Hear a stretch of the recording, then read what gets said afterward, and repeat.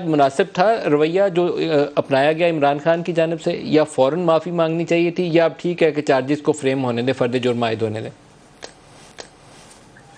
देखिए नदीम साहब, बात यह है कि ये इंडिकेशन तो कोर्ट ने लास्ट हियरिंग में दे दी थी कि जो उनका जवाब था वो मुनासिब नहीं था पहला वाला, और उन्होंने हिंट काफ़ी दे दिए इनके वकला को कि आप इसका कुछ और जवाब बनाएं। उनका मकसद ये था कि कोई ऐसा जवाब बनाए जो कि कोर्ट को एक्सेप्टेबल हो। और जहाँ तक कि कंटेम्प्ट ऑफ कोर्ट की प्रोसीडिंग्स हैं, सारे वकील जानते हैं, जितने सीनियर वकील हैं सब जानते हैं कि जो एक ही डिफेंस होती है कंटेम्प्ट ऑफ कोर्ट में, वो ये कि आप अपने आप को कोर्ट की रहम करम पे छोड़ दें, तो कोर्ट आमतौर से उसको माफ़ कर देती है। ये चीज़ सब जानते हैं, कोई ऐसा शख्स वकील नहीं है जो इस चीज़ को नहीं जानता। अगर ना भी आप इस पोजीशन में हो फिर भी आप ये कह दें ताकि आपकी जान छूट जाए। लेकिन ये जो उन्होंने जवाब बनाया, उसके वो जवाब में उन्होंने जिस तरह के कोर्ट ने कई दफ़ा कहा कि आप तो जस्टिफाई कर रहे हैं, आपने ये नहीं कहा कि आप इससे नदामत है आपको ये करने में, आपने जस्टिफाई कर रहे हैं आप।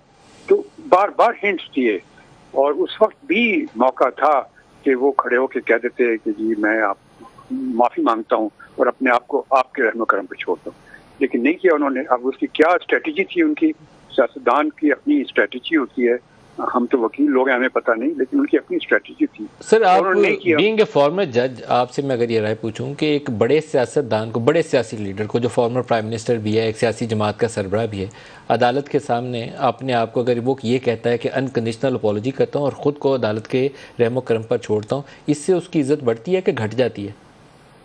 देखिए, इसमें बढ़ने और घटने की बात नहीं, यहाँ पे तो मामला बिल्कुल स्ट्रेट फॉरवर्ड था कि एक जो कोर्ट ने बार बार एम्फसाइज किया, कोर्ट को फिक्र ये थी कि आपने एक छोटे जज, डिस्ट्रिक्ट कोर्ट के जज के खिलाफ बात की, और इससे आप जुडिशियल सिस्टम को अटैक कर रहे हैं।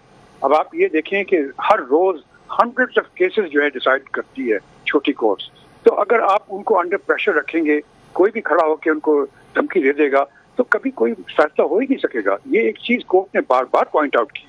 तो इस मौके पर तो ये बिल्कुल सही था कि अगर वो इमरान खान साहब इस चीज़ को समझ जाते और कहते हैं हाँ ठीक है जी, मैं यकीनन माफ़ी मांगता हूँ, आइंदा कभी ऐसा नहीं होगा, लेकिन नहीं किया। उनकी अपनी स्ट्रेटजी है। सर, दो ऑप्शन अगर सामने रखें तो अभी भी दो ऑप्शन में से एक ऑप्शन, पहली जो मुझे लगता है ज़्यादा प्रैक्टिकल ऑप्शन है, वो तो इमरान के पास अभी भी यही है कि 22 तारीख तक माफ़ी मांग लें ताकि उनकी जान छूट जाए यहाँ से।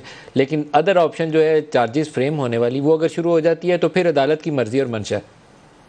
जी बिल्कुल। अब तो ये 22 तारीख को जब वो पेश होंगे तो उस वक्त वो उन पे फर्द जुर्म आयद होगी, और उनको मुझसे पूछा जाएगा कि आप क्या प्लीड करते हैं, क्योंकि जिस तरह क्रिमिनल प्रोसीडिंग होती हैं उसी तरह से इसकी भी प्रोसीडिंग होगी कि आप गिल्टी हैं कि नॉट गिल्टी। तो अगर वो प्लीड गिल्टी करते हैं फिर तो और बात है, अगर प्लीड नॉट गिल्टी करते हैं फिर और बात है।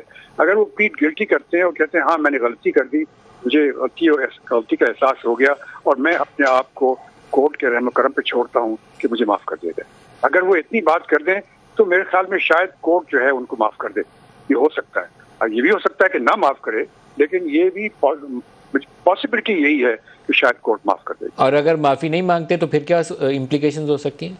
अगर माफ़ी नहीं मांगते तो फिर उसका ट्रायल होगा, जिस तरह किसी केस का ट्रायल होता है, उनको एविडेंस लानी पड़ेगी अपनी डिफेंस में। जी अटॉर्नी जनरल जो है वो प्रोसिक्यूट करेगा उनको, और उसके बाद जो डिफेंस के बाद जो फैसला होगा कोर्ट का, अगर वो उसमें अपने जो डिफेंस में ये साबित कर सकते हैं कि मेरा कोई कंटेम्प्ट ऑफ कोर्ट का मकसद नहीं था, न मैंने की है, तो फिर तो ठीक है, बच जाएंगे। अगर वो नहीं साबित कर सकते तो फिर उनको सजा हो सकती है, मैक्सिमम 6 मंथ्स इम्प्रिजनमेंट। लेकिन कोई ज़रूरी नहीं है कि 6 मंथ की इम्प्रिजनमेंट हो, सिर्फ ये कन्विक्शन काफ़ी है। अगर कन्विक्शन हो जाती है तो टिल राइजिंग ऑफ कोर्ट, जिस तरह से यूसुफ रज़ा गिलानी के केस में हुआ था, अगर वो अरेस्ट हो जाते हैं तो फिर वो 5 साल के लिए नाअहल हो जाते हैं। जस्टिस शाइक उस्मानी साहब, बहुत शुक्रिया, आप हमारे साथ रहे। शेख